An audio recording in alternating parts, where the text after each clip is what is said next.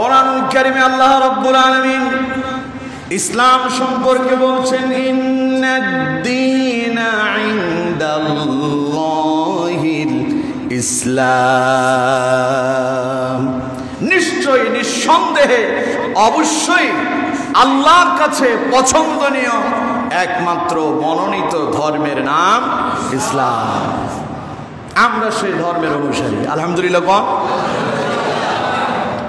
পৃথিবীতে যত ধর্ম আছে সকল ধর্ম ব্যক্তির তৈরি, এবং এই ধর্মগুলোতে তাগুতের অনুসারী সবচাইতে বেশি।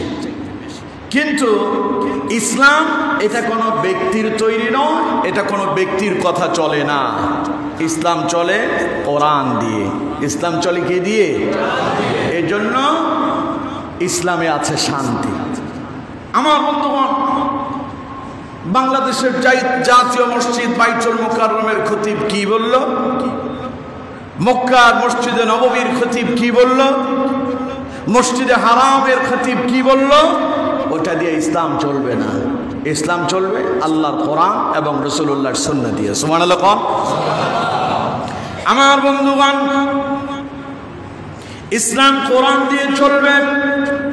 আর দুনিয়াতে যত মতাদর্শ আছে, আপনার পরিবার থেকে শুরু করে পার্লামেন্ট পর্যন্ত, বঙ্গভবন পর্যন্ত, রাষ্ট্রীয় ভবন পর্যন্ত, পার্লামেন্ট পর্যন্ত, গোটা জীবনটা কোরআন দিয়া পরিচালনা করতে হবে।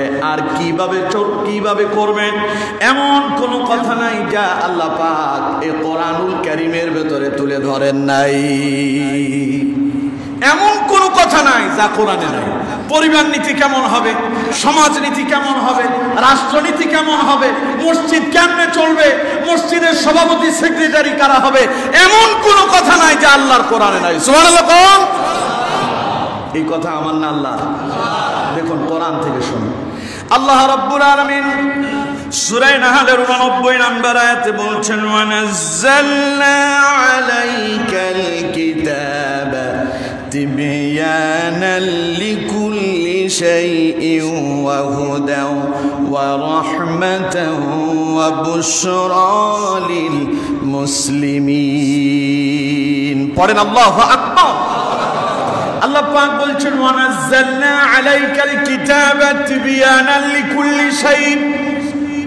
এমন কোনো কথা নাই, মানুষের জীবনের প্রয়োজনীয় এমন কোনো কথা নাই যা আমি আল্লাহ এই কোরআনে তুলে ধরি নাই। সব কথা আমি আল্লাহ একেবারে স্পষ্ট ভাষা কোরআনুল কারীমে আমি আল্লাহ পাক বান্দার জন্য তুলে ধরেছি। সুবহানাল্লাহ। এর জন্য আমার বন্ধুগণ, কোরআনকে বলা হয় নবী করিম সাল্লাল্লাহু আলাইহি ওয়াসাল্লামের গোটা জীবনী। সুবহানাল্লাহ। নবী করিম সাল্লাল্লাহু আলাইহি ওয়াসাল্লামের ওফাতের পরে, ইন্তেকালের পরে একজন সাহাবী গেলেন আম্মা জান আয়েশা সিদ্দিকা রাদিয়াল্লাহু তাআলা আনহার কাছে। গিয়ে প্রশ্ন করলেন, মা আয়েশা, আপনার কাছে জানতে চায় মুহাম্মদ সাল্লাল্লাহু আলাইহি সাল্লামের চরিত্র কেমন ছিল, কারণ রাসূল বেশি আপনার কাছে ছিলেন। মা আয়েশা বললেন, তুমি কি কোরআন পড়োনি? সাহাবী বললেন, কেন নয়, অবশ্যই আমি কোরআন পড়েছি, কোরআন তিলাওয়াত করেছি। মা আয়েশা বললেন, তাহলে আমার কাছে এলে কেন? মুহাম্মদ সাল্লাল্লাহু আলাইহি সাল্লামের গোটা জীবনটাই হলো 30 পারা মহাগ্রন্থ আল কোরআন। রাসূল কেমনে চললেন, রাসূলুল্লাহর খাবার দাবার কেমন ছিল, নবীজির চরিত্র কেমন ছিল, নবীজির উঠা বসা কেমন ছিল, রাসূলুল্লাহর নামাজ কেমন ছিল, রাসূলুল্লাহর দাওয়াতি কাজ কেমন ছিল, নবী করিম সাল্লাল্লাহু আলাইহি সাল্লামের গোটা প্র্যাকটিক্যালি জীবনটাই হলো কোরআনুল কারীম। এজন্য আমার বন্ধুগণ, আল্লাহ পাক বলছেন, ওয়ানাজ্জালনা আলাইকাল কিতাবা তিবয়ানাল লিকুল্লি শাইইন। এমন কোনো কথা নাই মানব জীবনের প্রয়োজনীয় যেই কথা আমি কোরআনে তুলে ধরি নাই। সুবহানাল্লাহ কইলেন না? এরপরে আল্লাহ কি বললেন? এবার কোরআন সম্পর্কে আমাদেরকে একটু আলোচনা আল্লাহ শোনাচ্ছেন তারপরের অংশে। আল্লাহ রাব্বুল আলামিন বলছেন, وهدى ورحمة وبشرى বুশরা লিল মুসলিমিন। যারা আত্মসমর্পণ করল, যারা মুসলমান হলো, ঈমান আনয়ন করলো, যারা এই কোরআন হেদায়েতের আলো নিয়ে এসেছে তাদের জন্য। যারা মুসলমান, কোরআন তাদেরকে আলোকিত করে দিয়েছে। সুবহানাল্লাহ কইলেন না? রাসূলুল্লাহর সময়কার কয়েকজন সাহাবীর কথা না বললেই নয়। কোরআন দিয়ে যারা আলোকিত হয়েছেন তাদের ভেতরে মুহাম্মদ সাল্লাল্লাহু আলাইহি সাল্লামের পরে মানুষের ভেতরে শ্রেষ্ঠ মানুষ হিসেবে যিনি নির্বাচিত হয়েছেন, গ্রহণযোগ্যতার দিক দিয়ে শ্রেষ্ঠ বলে বিবেচিত হয়েছেন, তিনি রাসূলুল্লাহর সবচাইতে কাছের সাহাবী। নবীজি বলেছেন, আল্লাহ যদি আমার কাউকে বন্ধু বলে নির্বাচিত করার সুযোগ দিতেন, তাহলে পরে আমি আমার বন্ধু আবু বকর সিদ্দিককে বন্ধু বলে নির্বাচিত করে নিতাম। সেই আবু বকর কোরআন দিয়ে হয়েছেন আলোকিত, ওমর কোরআন দিয়ে হয়েছেন আলোকিত, ওসমান কোরআন দিয়ে হয়েছেন আলোকিত, হযরত আলী রাদিয়াল্লাহু তাআলা আনহুমা, এরা প্রত্যেকে কোরআন দিয়ে নিজেদের জীবনকে সাজিয়েছেন। এরা মানুষের কাছে গ্রহণযোগ্যতার দিক দিয়ে শ্রেষ্ঠ বলে বিবেচিত হয়েছেন। সুবহানাল্লাহ। আল্লাহ বলছেন, যারাই মুসলমান, ওয়া হুদাও, কোরআন হচ্ছে তাদের জন্য হেদায়েত। সুবহানাল্লাহ। কোন এখানেই শেষ নয়, ওয়া রাহমা, কোরআন হলো তাদের জন্য রহমত। সুবহানাল্লাহ। কোন কোরআন আছে যেখানে বরকত আছে, কোরআন আছে যেখানে শান্তি আছে, কোরআন নাই যেখানে শান্তি নাই। আচ্ছা কোন তো, এখন যে আপনারা মসজিদে আছেন শান্তি লাগতেছে না অশান্তি লাগতেছে? বাইরে যান তো, শান্তি না অশান্তি? মানুষের কথা, কোলাহল, বিভিন্ন ধরনের সমস্যা, যায় ঝামেলা, একেবারেই শান্তি পাবেন না। কিন্তু মসজিদে আসলে কি যে এক শান্তি আল্লাহ এর ভিতরে দিয়েছেন। এখানে এসে সারাদিন কাজ করলেন, খেতে খামারে বদলা দিলেন, রিক্সা চালালেন, ভ্যান চালালেন, দোকানপাট করেছেন, খুব ক্লান্ত। মসজিদে আইসা নামাজ পড়া একটু দেয়ালের সঙ্গে হেলান দিলেন, একটু হেলান দিলেন, কি যে ঘুম আসছে। আপনি বাজার ঘাটে কাজ করেন, রিক্সা চালান, বদলা দেন, বাড়িতে যান, দুপুরবেলা খাবার টাবার খাইয়া আপনি একটা বালিশ নিয়ে বিছানায় শুয়ে পড়েন, দেখবেন ঘুম আসবে না। তাহলে এখন প্রশ্ন হলো, মসজিদে ঘুম আসে, বাড়িতে গেলে একেবারে শুয়ে পড়ার পরেও ঘুম আসে না, এর কারণ কি? কারণ মসজিদ চলে কোরআন দিয়ে, ঘর আর কোরআন দিয়ে চলে না। এই জন্য মসজিদে শান্তি, ঘরে শান্তি নেই। মসজিদে ইমামতি করে ইমাম সাহেব কোরআনের আইন মেনে, রাসূলুল্লাহর সুন্নাহ এবং পদ্ধতি অনুসরণ করে। এর জন্য মসজিদে আওয়ামী লীগ আছে, বিএনপি আছে, জামাত আছে, জাসদ আছে, বাসদ আছে, হেফাজত আছে, চরমনায় আছে, আহলে হাদিস আছে, সবাই নামাজ পড়ে, একই কাতারে দাঁড়ায় যায়। এক দলের লোক আরেক দলের লোকের সঙ্গে দাঁড়ায় গেছে, কোনো বিভেদ নাই, মারামারি নাই, ঝগড়া নাই। একজন মানুষ রিক্সা চালায়া, ভ্যান চালায়া মসজিদে আইসা দাঁড়ালো, শরীর থেকে ঘামের দুর্গন্ধ বের হচ্ছে। যার পাশে দাঁড়িয়ে আছে তিনি মসজিদের সভাপতি কিংবা সেক্রেটারি, অথবা তিনি ইউনিয়ন পরিষদের চেয়ারম্যান, অথবা তিনি পার্লামেন্টের এমপি।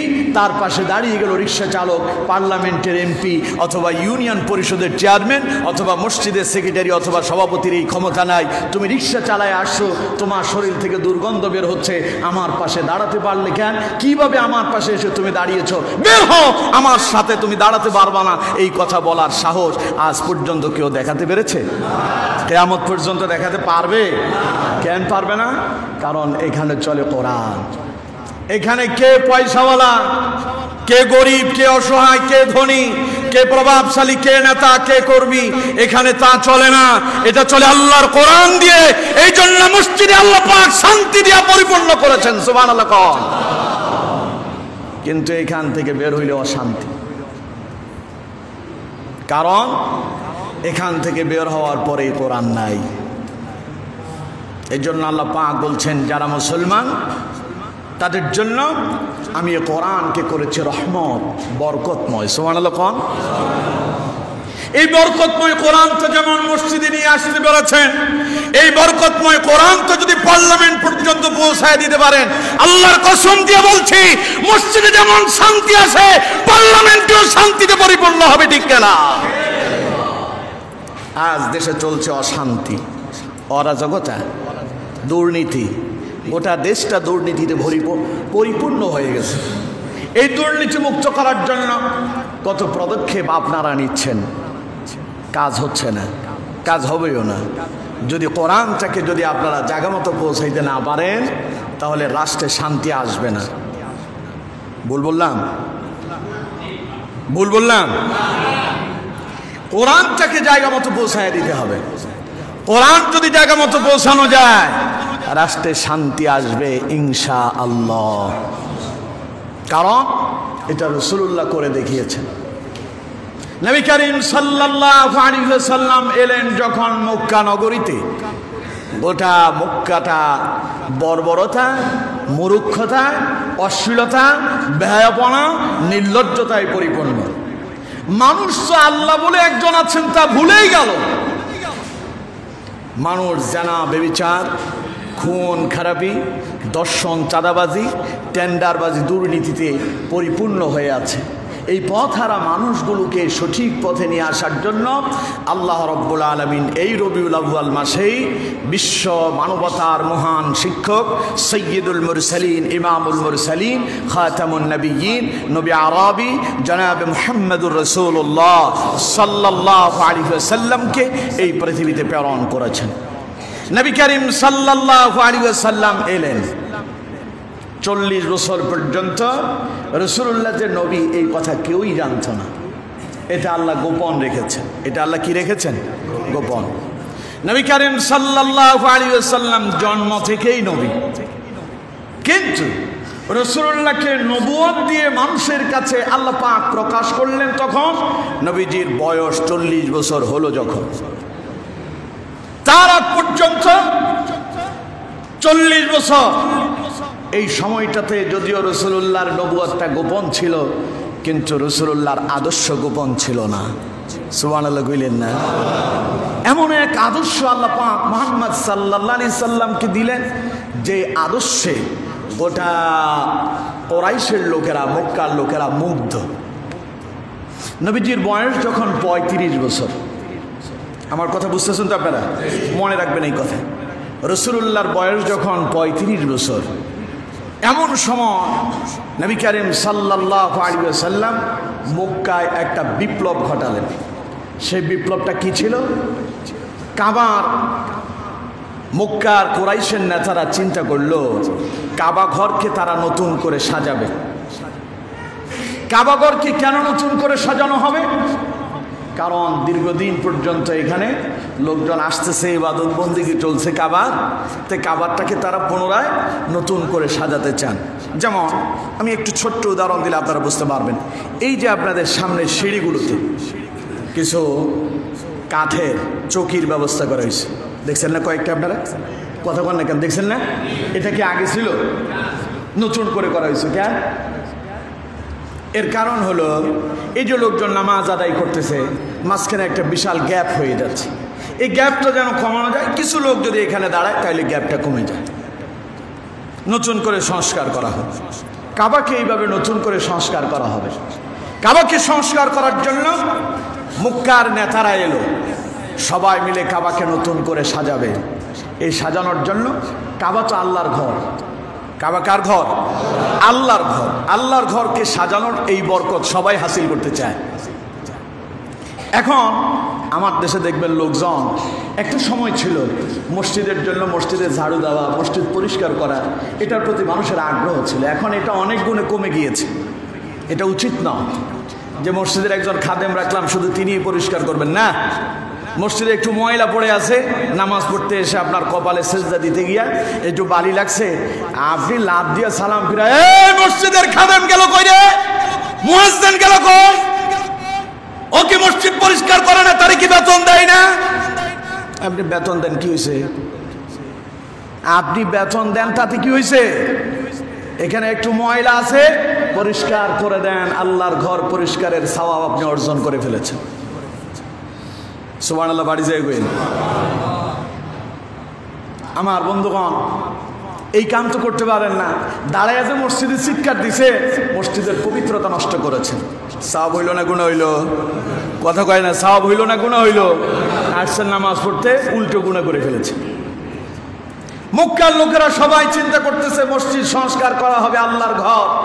সবাই এই কাজে অংশগ্রহণ করার জন্য সকলেই তাদের আপনার মনের ভাষণা ব্যক্ত করলো। সবাই বললো আমরা কাজ করব। সবাই এখন সবাই যদি কাজ করতে যায় একটু ঝামেলা হইতে পারে, তাই মক্কার নেতারা বিভিন্ন গোত্রের লোকদেরকে কাজ ভাগ করে দিলেন। তুমি এই কাজ করো, তোমরা ওই কাজ করো, এই গোত্রের লোকেরা এটা করবে, ওরা এটা করবে, এভাবে ভাগ করে দেওয়া হবে। সকলে খুব আন্তরিকতার সাথে আনন্দের সাথে কাজ করছে। কাজ করার পরে এলো এখন হাজরে আসওয়াদ, যেটাতে চুমু দেওয়ার জন্য মানুষেরা হুমড়ি খেয়ে পড়ে। আর ওইটাতে চুমু খেলে রাসূল করিম সাল্লাল্লাহু আলাইহি সাল্লাম বলছেন আল্লাহ তার সব গুনাহ মাফ করে দেন। এটা হলো জান্নাতের একটা পাথর। সুবহানাল্লাহ। এখন এটা তো সাধারণ কোনো পাথর না। এখন এটাকে যেই জায়গায় স্থাপন করা হবে, এটা স্থাপন করতে গিয়ে লাগলো একটা ভেজাল। কারণ সবাই চায় এই সৌভাগ্যবান এই কাজটাতে অংশগ্রহণ করার জন্য। এতগুলো লোক একসাথে তো এই কাজ করতে পারবে না। পাথর একটা, মানুষ আছে কয়েক হাজার, কেমনে করবে? এই নিয়ে লেগে গেল তাদের ভিতরে একটা ঝগড়া বিবাদ। পরে মক্কার নেতারা চিন্তা করলো এই কাজটা কেমনে করব আমরা। ওরা একটা সিদ্ধান্ত, পরামর্শ বৈঠকে বসছে। ওই পরামর্শ বৈঠকে বসে তারা সিদ্ধান্ত নিল এই কাজটা আমরা তার কথা মতোই করব। আগামীকাল সবার আগে কাবার দরজা দিয়ে যিনি প্রবেশ করবেন তিনি যেই সিদ্ধান্ত দেন সেই সিদ্ধান্ত মোতাবেক আমরা এই পাথরটাকে আমরা জায়গা মতো স্থাপন করব। সুবহানাল্লাহ। সবাই অপেক্ষায় আছে সকালবেলা সবার আগে কে আসবে কাবার দরজা দিয়ে।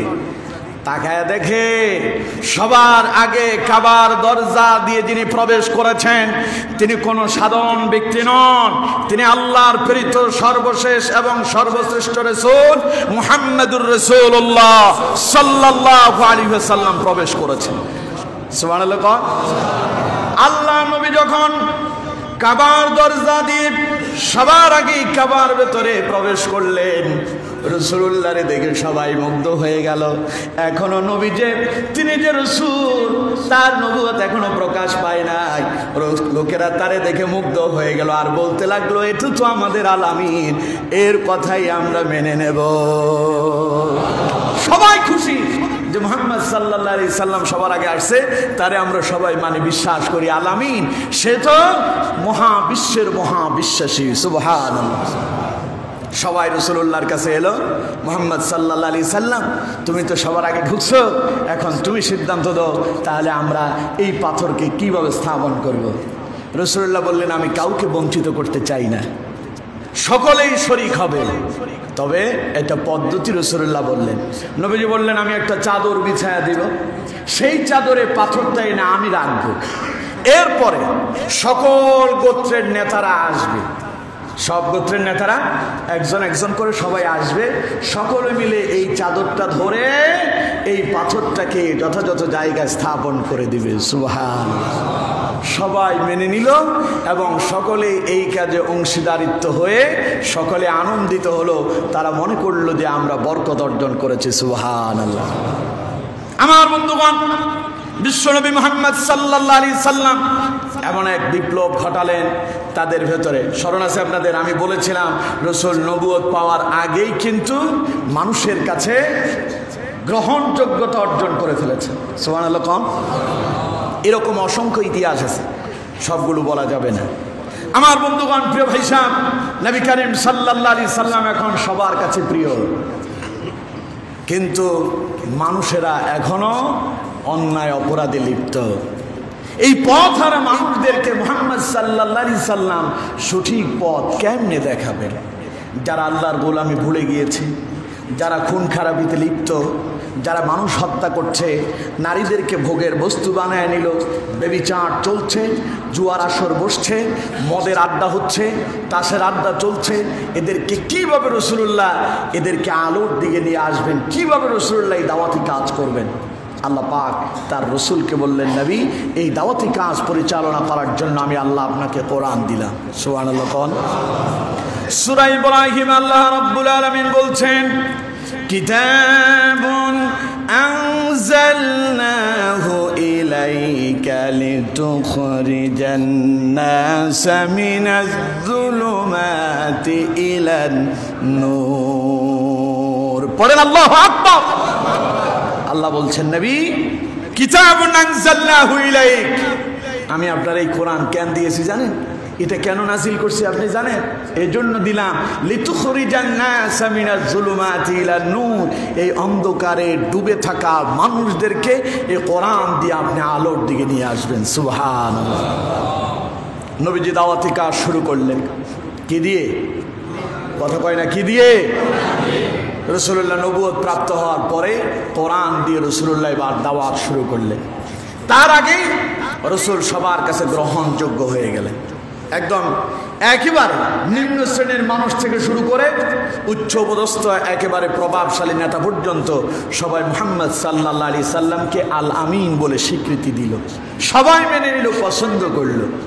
এমত অবস্থায় যখন সকলের কাছে রাসূলুল্লাহ গ্রহণযোগ্য হলেন, তখন রাসূলুল্লাহ কোরআন দিয়ে দাওয়াতি কাজ শুরু করলেন। কেমনে শুরু করলেন? আল্লাহ বলছেন, কুল ইয়া আইয়ুহান নাস ইন্নী রাসূলুল্লাহি ইলাইকুম জামিআ।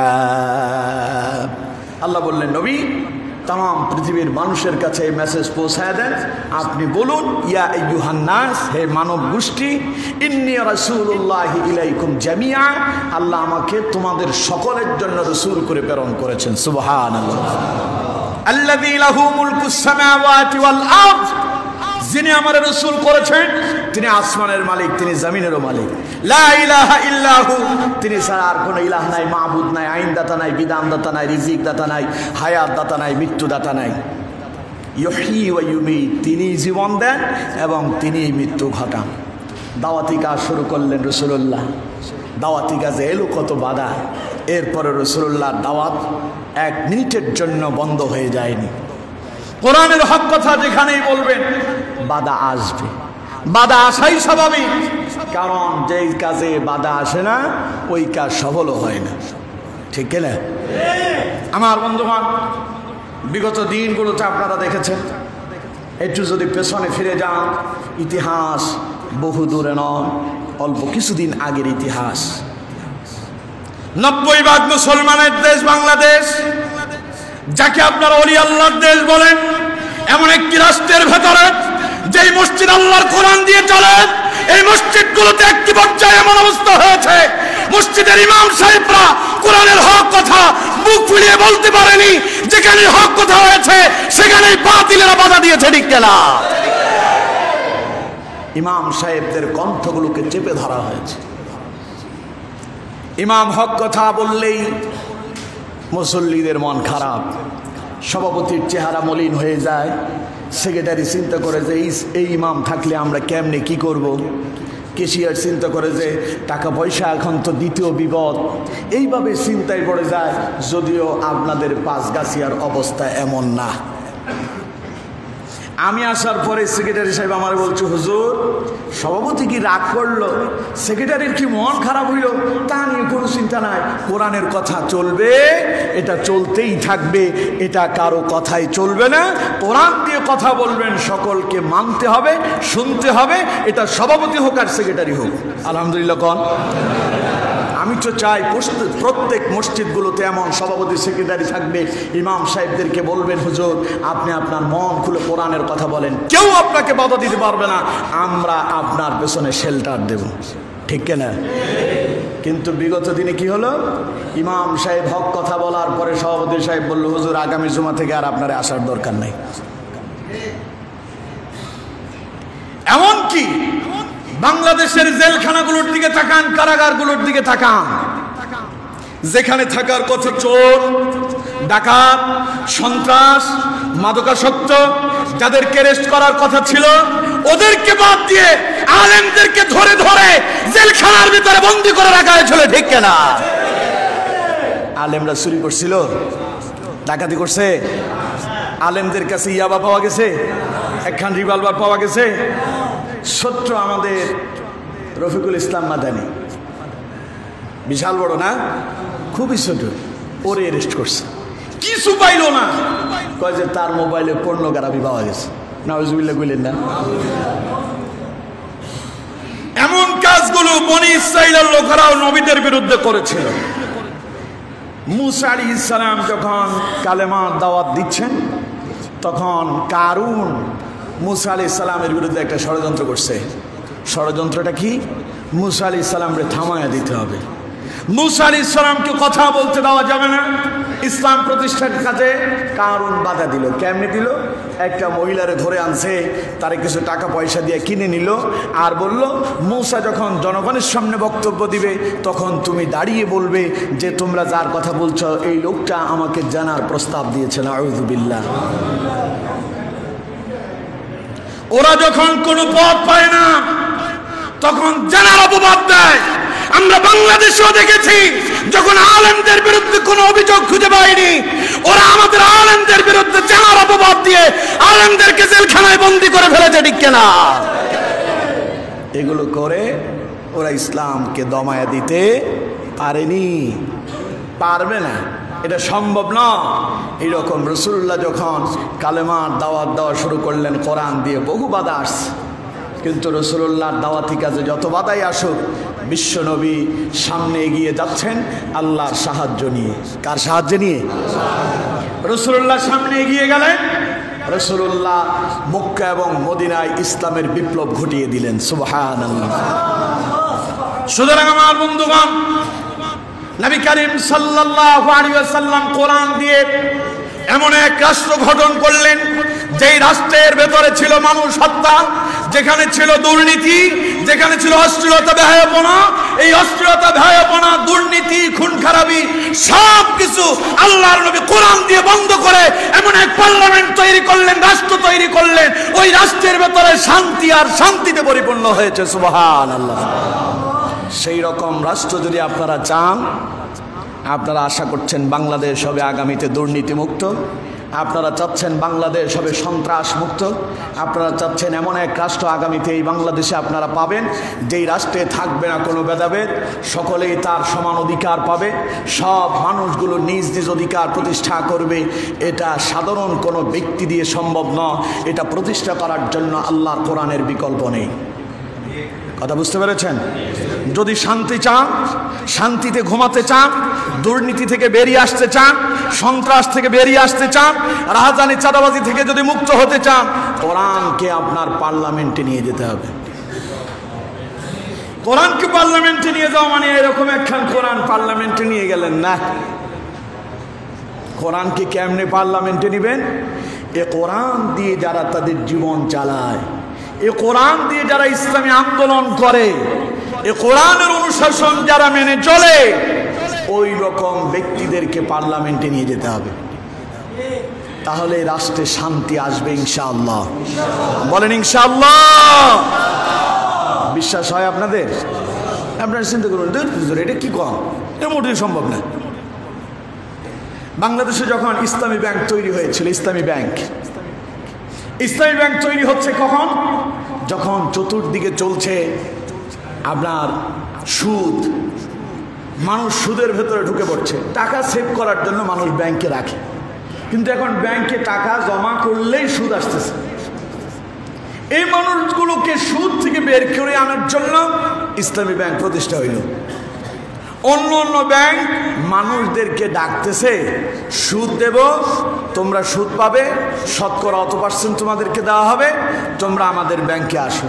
আর ইসলামী ব্যাংক বলছে না, তোমার টাকা আমার কাছে থাকবে, তোমার টাকা দিয়ে আমি ব্যবসা করব, এখান থেকে প্রফিট যা হয় এত অংশ তুমি পাবা, বাকিটা আমি নিয়ে যাব। তোমার সাথে আমার ব্যবসায়িক চুক্তি হবে। অন্য অন্য ব্যাংক তখন বলছিল, ইসলামী ব্যাংকের লোকজনের মাথা খারাপ হয়েছে, আমরা টাকার অফার করে লোক পাই না, আর ওরা নাকি সুদ ছাড়া তারা তাদের ব্যাংক পরিচালনা করবে। কিছুদিন পরে দেখা গেল সব ব্যাংক পেছনে পড়ে গেছে, বাংলাদেশ ব্যাংকের উপরে ইসলামী ব্যাংক প্রতিষ্ঠিত হয়ে গেছে। সুবহানাল্লাহ। ফলে লোকজনের মাথা খারাপ হয়ে গেছে। বিগত দিনে ওরা ইসলামী ব্যাংকটারেও শেষ করেছে। স্বাধীনতার পর থেকে আজ পর্যন্ত দীর্ঘ 50 বছর অথবা 55 বছর, এই দীর্ঘ সময়ের ভেতরে কোন ইসলামিক দল কি রাষ্ট্র পরিচালনা করেছিল? কথা বলেন, করেছিল? অনেকে আজকে আমার আলোচনা শুনে হয়তো আপনারা চিন্তা করতেছেন, হুজুর এইসব কি বলতেছে। এরকম চিন্তা ভাবনা কি আপনাদের কারো আছে? কথা কয় না কেন? আমার কথায় রাগ করতেছেন কারা কারা? হাত তোলেন। রাগ করতেছেন কেউ? তাহলে আমার কথা সকলে শুনতেছেন তো? আমার কথাগুলো ঠিক আছে? রাগ করলে বলেন এটা বাদ দিয়ে দিই। ঠিক আছে? ঠিক আছে? আমি আগেই বলছি, আমি এমনি মানুষটা একটু নরম, কিন্তু ময়দানে বসলে গরম। কারণ এখানে আমি আমার নিজের কথা বলি না, আল্লাহ এবং তার রসুলের কথা বলি। বন্ধুগণ, তো বলছিলাম যে আপনারা হয়তো অনেকে চিন্তা করবেন হুজুর এসব বলছে কি না। হুজুর যা বলছে সঠিকটাই আপনাদেরকে শোনাচ্ছে। এই সঠিক মেসেজগুলো যদি নিয়ে যেতে পারেন, ইনশাআল্লাহ শান্তিতে ঘুমাতে পারবেন। দীর্ঘ 55 বছর যারা রাষ্ট্র পরিচালনা করেছে, এরা একজনও ইসলামিক কায়দায় রাষ্ট্র পরিচালনা করেনি, কোরআন দিয়ে রাষ্ট্র পরিচালনা করেনি, রাসূলুল্লাহর সুন্নাহ দিয়ে রাষ্ট্র পরিচালনা করেনি। এই জন্য রাষ্ট্রের ভেতরে যতবার যারাই ক্ষমতা এসেছে, ক্ষমতা থেকে যখন তারা বিদায় নেয় তখনই ফুটে আসে দুর্নীতি, আর দুর্নীতিতে সয়লাভ হয়ে আছে। ঠিক কিনা? 99,000 বিলিয়ন আপনারা ঋণ করেন, 94,000 বিলিয়ন নিজেরা আত্মসাৎ করেন। এই হচ্ছে আমাদের ইতিহাস। কেমনে বের হবেন? যারাই আসে তারাই বলে দুর্নীতির ব্যাপারে আমরা জিরো টলারেন্স ব্যবহার করছি, ঘোষণা করছি, কাউকে ছাড় দেওয়া হবে না। এই ঘোষণা দিয়েছিলেন সাবেক আইজিপি বেনজির সাহেব। বেনজির সাহেব এই ঘোষণা দিয়া নিজে এমন দুর্নীতি করলেন, তার যে কত সম্পদ সেই নিজেই জানে না। এরকম ফাঁকা বলি বিগত 55 বছর আপনারা শুনছেন, আমরাও শুনছি। এবার একটু বিবেকটাকে জাগ্রত করেন, এবার নিজেকে জাগ্রত করেন। এতদিন দেখেছি যাদেরকে এনেছি তারা শুধু নিজেদের পকেট ভারী করেছে। এবার কোরআন নিয়ে আসবো, দেখি কোরআন আমাদের রাষ্ট্র কেমনে চালায়।